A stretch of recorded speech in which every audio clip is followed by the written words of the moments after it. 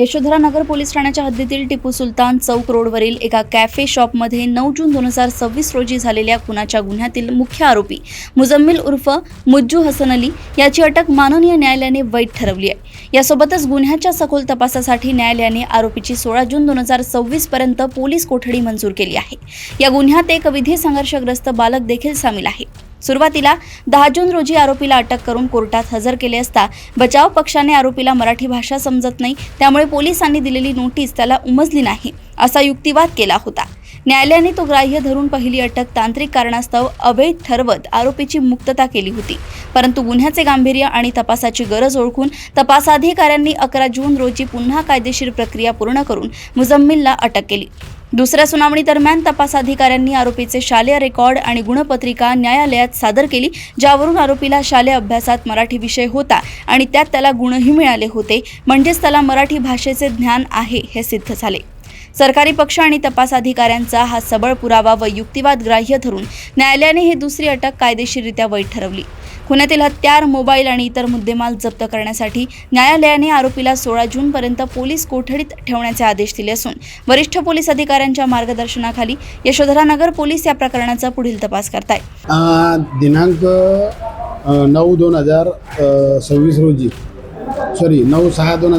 रोजी PS5 जरीपटका यशोधरा नगर हद्दीत मर्डरचा गुन्हा दाखल झाला होता। त्याच्यामधले जो आरोपी आहे मुजम्मिल उर्फ मुज्जू यास आम्ही अटक केली होती आणि दिनांक 10/6/2026 रोजी मान्य न्यायालयात हजर केले असता आरोपी त्याच्या वकिलाने मान्य न्यायालयाची दिशाभूल करून त्यांना की हा हिंदी भाषिक आणि याला मराठी येत नाही आणि पोलिसांनी जो नोटिसा दिल्या त्या मराठी भाषेत दिल्या, त्याच्यामुळे याची अटक ही बेकायदेशीर आहे आणि न्यायालयाने त्यांची हे आर्ग्युमेंट ग्राह्य धरून त्याला तात्काळ सोडून देण्यासाठी आदेशित केले होते। तेव्हा आम्ही ते सोडून दिले, परंतु आम्ही त्याच्यामध्ये सखोल तपास करून पुन्हा आरोपी त्याला 11 तारखेला अटक करून 12 तारखेला मान्य न्यायालयासमोर हजर केलं असता न्यायालयाकडं आम्ही ते पुरावे सादर केले आणि दिनांक 10 रोजी जी आम्ही अटक केली होती ती आमची वैध होती।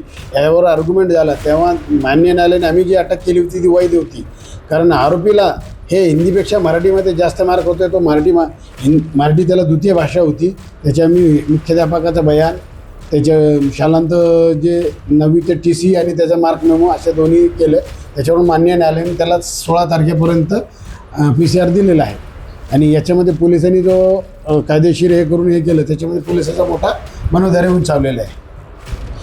मान्य न्यायालयाने जेव्हा आरोपीच्या वकिलाने मान्य न्यायालयाची दिशाभूल केली आणि त्याला सोडायला लावलं, तेव्हा लोकांमध्ये व्हॉट्सअपवर असा गैरसमज झाला की त्याला बेल दिली। ॲक्च्युली ते बेल दिली नाही। कालच्या ऑर्डरमध्ये मान्य न्यायालयाने स्पष्ट केलेलं आहे, बेल जामीनचा अर्थ असा आहे की काही जामीन घेणे किंवा रोखा स्वीकारणे किंवा तारण घेणे याच्यावरच ते जामीन असतो। असं मान्य न्यायालयाने कोणताच त्याच्याकडून जामीन किंवा तारण घेतलं नसल्यामुळे ती जामीन नव्हती। दुसरी गोष्ट, जेव्हा त्या आरोपीच्या वकिलाने तांत्रिक गोष्टीचा फायदा घेण्यासाठी मान्य न्यायालयाची दिशाभूल केली की मराठी याला समजत नाही, परंतु त्याला मराठी येते आणि त्याला हिंदीपेक्षा मराठीमध्ये जास्त मार्क असल्यामुळे आम्ही त्या निराला हायस्कूलमध्ये जाऊन तिथले मुख्याध्यापक यांना पत्र देऊन त्यांचं लेखी घेतले की याला मराठी विषय होता आणि यांनी मराठीमध्ये 9वीमध्ये 39 गुण प्राप्त केले आहे। ते आम्ही न्यायालयाच्या निदर्शनास आणून दिले। न्यायालयाने तो पुरावा ग्राह्य धरून आमचं जी अटक होती ती वैध ठरवली आणि काल आम्हाला 16 तारखेपर्यंत त्याला 4 दिवसाचा पोलीस कस्टडी रिमांड दिलेला आहे। त्याच्यामध्ये आम्ही आणखीन कोणी आरोपी आहे का, त्याच्यामधला मर्डर वेपन आणि मोटरसायकल हे सगळं आम्ही तपास करून जप्त करणार आणि प्रोग्रेस करून आणखीन त्याचा वाढीव PCR घेणार आहोत।